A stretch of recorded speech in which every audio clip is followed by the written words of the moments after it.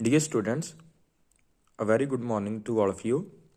I hope you all are in fine health and you are taking care of yourselves and you are revising the syllabus that has been revised in these video lectures. So dear students, till today we have revised 3 chapters. So before starting chapter number 4, I will be taking quick recapitulation of chapter number 3 that was revised yesterday.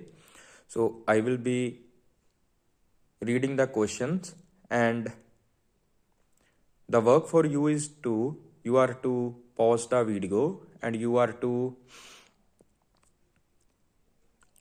revise the answer in your mind. So question number 1 is, examine the role of Birsa Munda with reference to his contributions in the Munda uprising. You are to write the answer of Birla Munda here. So pause the video for 1 to 2 minutes and revise the role of Birsa Munda. Next question is, the Indigo uprising began in Bengal and Bihar in the second half of the 19th century.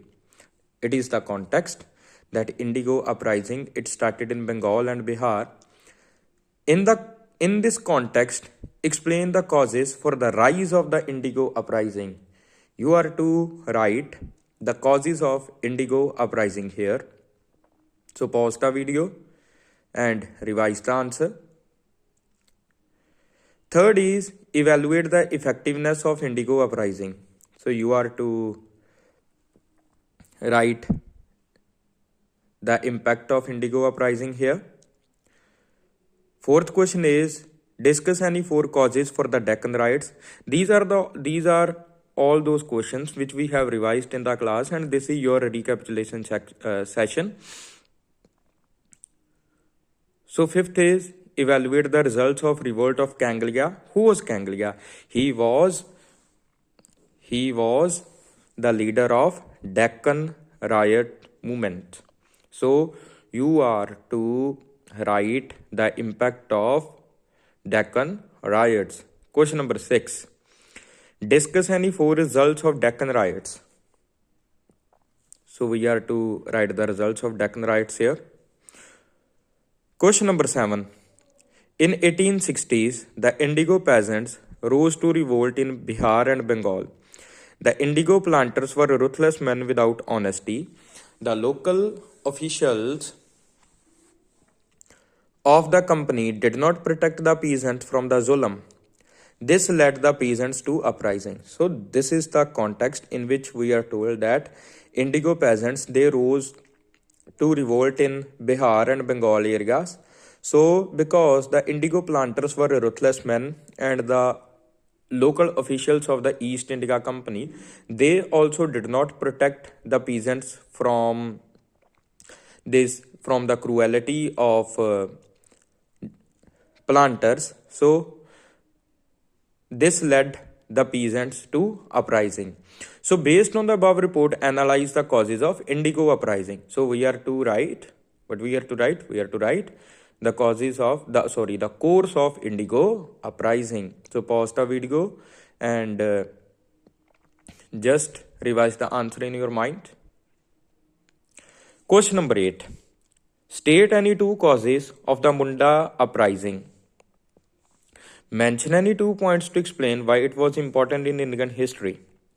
So in question number 8, there are 2 questions. In the first part of the question state that we are to write any 2 causes of Munda uprising, and in the second point we are to write any 2 points of the importance of Munda uprising in Indian history.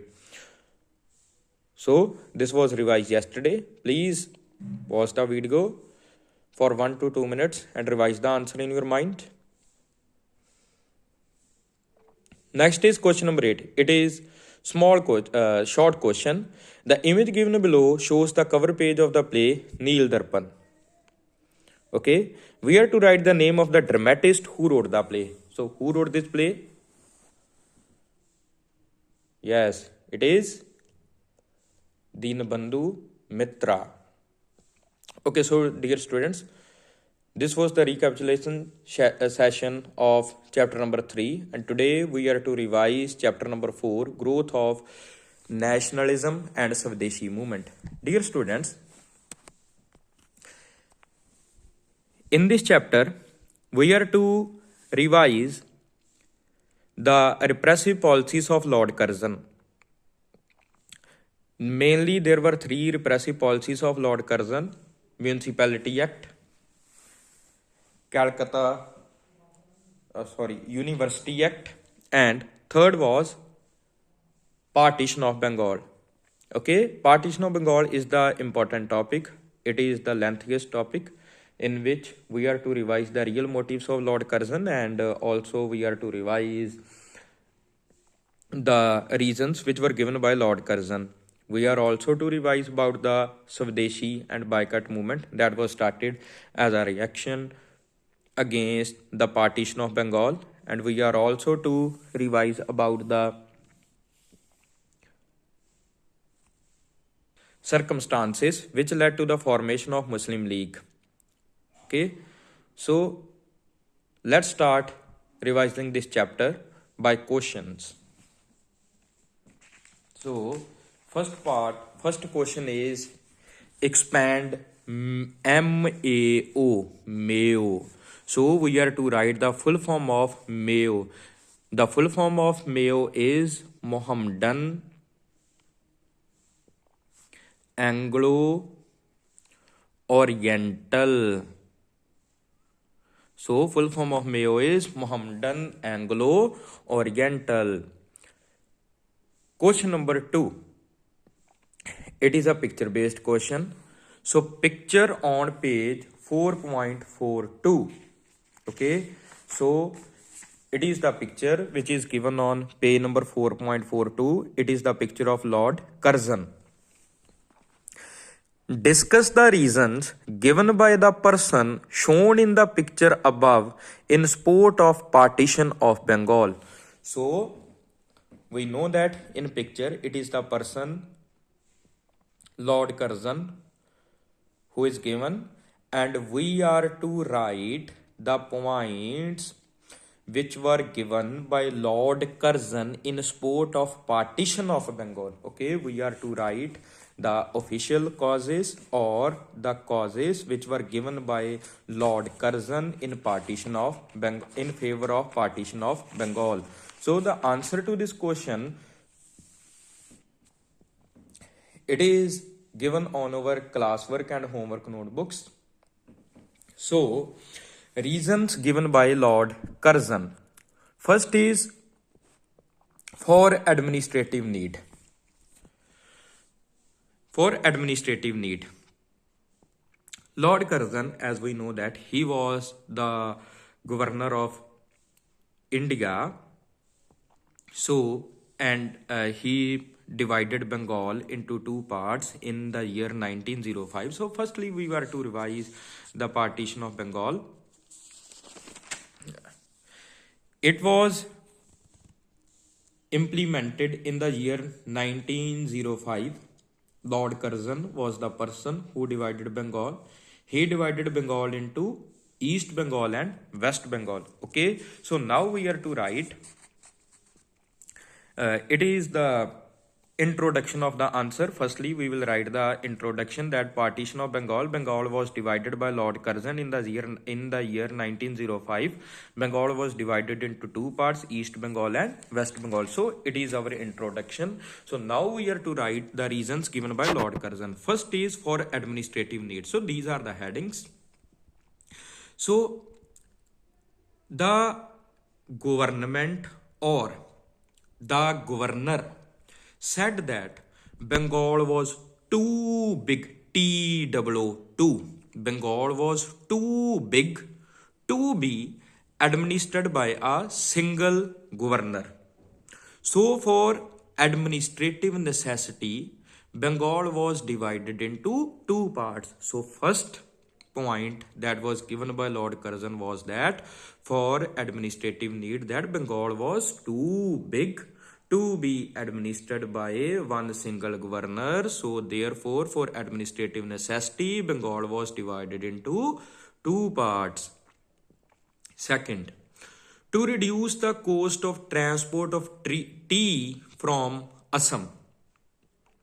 So, as Assam was a separate province and Bengal as a whole was a separate province, and the partition was intended in a way that Assam and East Bengal was to become a single province.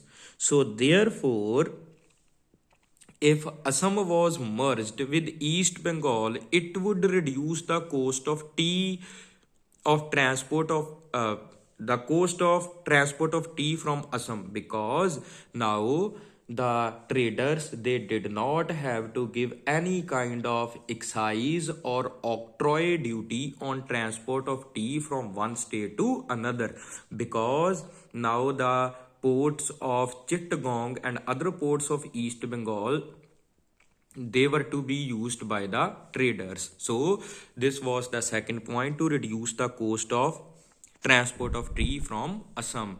Second is to solve the problem of security of Bengal. So as Bengal was too big, so therefore the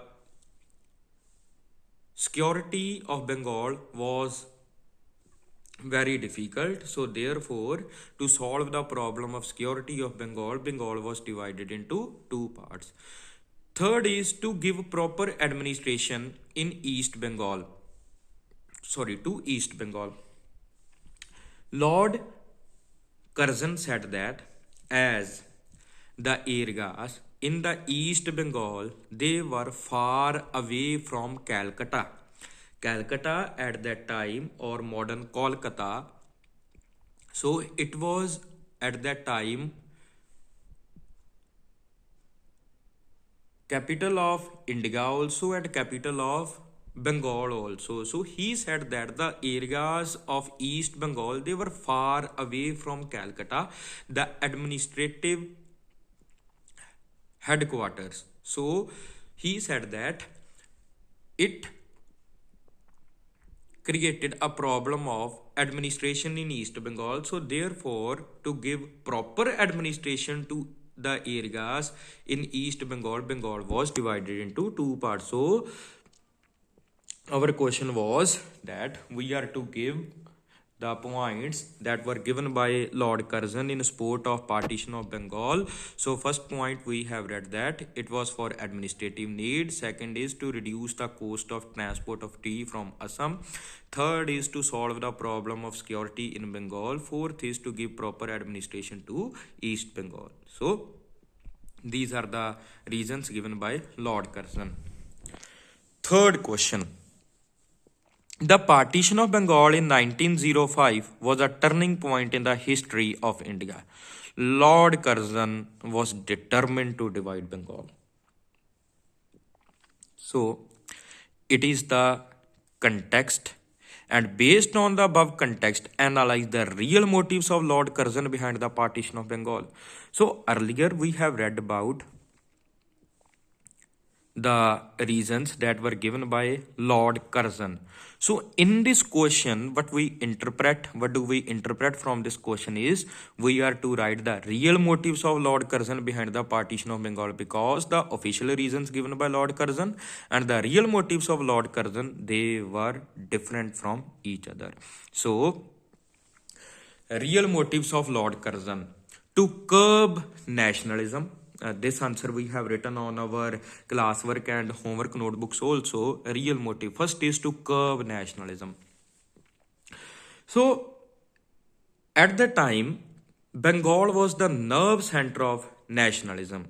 So, these are the key points or keywords. At the time, Bengal was the nerve center of nationalism. This feeling of nationalism was very strong in Bengal. So the government wanted to curb this rising tide of nationalism. So they intended to do so by dividing Bengal into two parts. So it is one of the real motives of Lord Curzon. Second is to break Hindu-Muslim unity. The it is the heading and it is also the key point. The government saw the unity between the Hindus and Muslims as a threat to their existence in India. So therefore, the government wanted to break this Hindu-Muslim unity. This they did so by dividing Bengal into two parts, in which East Bengal would be a East Bengal would be a Muslim majority area and West Bengal would be a Hindu majority area. So the government wanted to break the Hindu-Muslim unity. Third is to reduce the Bengalis to minority in Bengal itself. So this they did so. They reduced the Bengalis to minority in Bengal itself. How did they do so? Partition was intended in such a way that West Bengal would comprise modern day Bihar and Odisha also. And we know that in Bihar the people speak Hindi or Maithili. And in Odisha, people speak Odiga language. So, in the western part of Bengal, the Hindi and Odiga speaking people, they became majority. And the Bengali speaking people, they became minority in Bengal. So, these are the 3 points of the real motives of Lord Curzon to curb nationalism, to break Hindu-Muslim unity. Third is to reduce the Bengalis to minority in Bengal itself. So these are the 3 points of real motives of Lord Curzon. Fourth question is, discuss the course of anti-partition movement. So what is the meaning of course? Course means we are to write what happened after the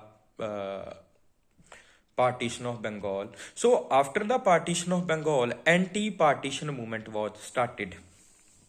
Means the people, they started movement against the partition of Bengal.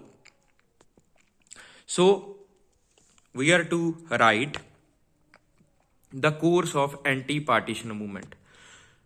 So the answer to this question is given on page 4.45. So the actual partition was given effect on 16th October 1905. So the partition of Bengal, it came into effect on 16 October 1905 by breaking up Bengal and its 41.2 million Bengali speaking people. The anti-partition movement started in Bengal in the conventional moderate line. The anti-partition movement crystallized into 4 phases. So against the partition, and movement was started, and it was started on a moderate lines. Means the people only used the non-violent methods. So the movement was divided into 4 phases. First phase, in the first phase, 16 October was observed as a day of Hartal. People of all sections of people of society walked barefooted and took bath in river Ganga. So 16 October, on the day the partition of Bengal came into effect, it was observed as a day of Hartal. People from all sections of the society, They may be Hindus, they may be Muslims, they may be higher caste people or lower caste people. They walked barefooted and they took bath in the river Ganga. The people started walking and singing the famous song Banglar Mati Banglar Jal, composed by Rabindranath Tagore particularly for this occasion. The people observed Raksha Bandhan by tying the threads between Hindus and Muslims as a mark of brotherhood. So when the people were moving towards Ganga, they sang the song Banglar Mati Banglar Jal, which was composed by Gurudev Rabindranath Tagore. The ceremony of Raksha Bandhan, it was also celebrated in a unique way where Hindus and Muslims, they tied thread, the sacred thread of Raksha Bandhan, on each other's wrist as a mark of their unbreakable unity. So this is the first phase. In the second phase, Atma Shakti or self-help movement started. In the second phase, self-help movement was started. What was self-help? Self-help means the people were to help themselves. Rabindranath Tagore, Ashwini Kumar Dutt and other leaders appealed to Bengali nation to start Atma Shakti or self-help. So these are the two leaders who appealed the Bengali people to start self-help movement. Rabindranath Tagore now asked the countrymen to organize constructive activities instead of appealing to the British authority. The poet also laid down a program of constructive activities like vernacular education, social reforms, village organization, and others. So, Rabindranath Tagore, he asked the people to start constructive activities. They said that we are not to appeal to the British government and we are to start programs like vernacular education, means we are to give education to the people in Bengali language. Social reforms means we are to discard untouchability and other inequalities. Village organization means we are to organize panchayats and we are to settle the disputes in panchayat only, and we are not to go to any British courts. So these are the two phases. Third phase, page number 4.46. In the third phase, Boycott and Swadeshi movement was started. So, Boycott and Swadeshi. In the third phase, Boycott and Swadeshi movement was started. The boycott was the negative and Swadeshi was the constructive aspect of the movement. So boycott was the negative aspect and Swadeshi was the constructive aspect. The moderate policy of constitutional protest had no effect on the indifferent attitude of the authorities both in India and Britain. Because why did the people, our answer will be till here. The policies of prayer, petition and protest, they had no effect on the British government. So therefore the people started boycott and Swadeshi because it was the only method that would affect the British government. And in the fourth phase, the anti-partition movement took the character of a revolutionary terrorism. The brutal repression, torture on the innocent people drove a section of the youth to the revolutionary terrorism under the inspiration of Aurobindo Ghosh and his brother Barinder Ghosh. The revolutionary leader now planned to murder the repressive officials and magistrate. They expected that the morale of the oppressive British officer would be broken by such murders. So, in the fourth phase, as the government did not listen to the demands of the people to annul this partition, and non-violent people, they were brutally tortured by the government. So the young leaders of Bengal like Aurobindo Ghosh and Bhrinder Ghosh, they started revolutionary terrorism. They decided to murder the British officials or magistrates who didn't listen to the demands of the people. So this is the fourth phase. In the first phase, people walked barefooted and they took bath in Ganga river.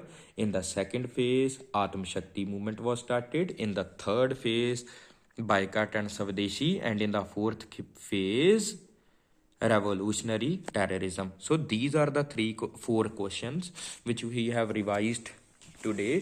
First is expand Mayo. Second, we are to give the points which were given by Lord Curzon in support of partition of Bengal. In the third phase, we are to write the real motives of Lord Curzon. In the fourth question, we are to write the course of anti-partition movement.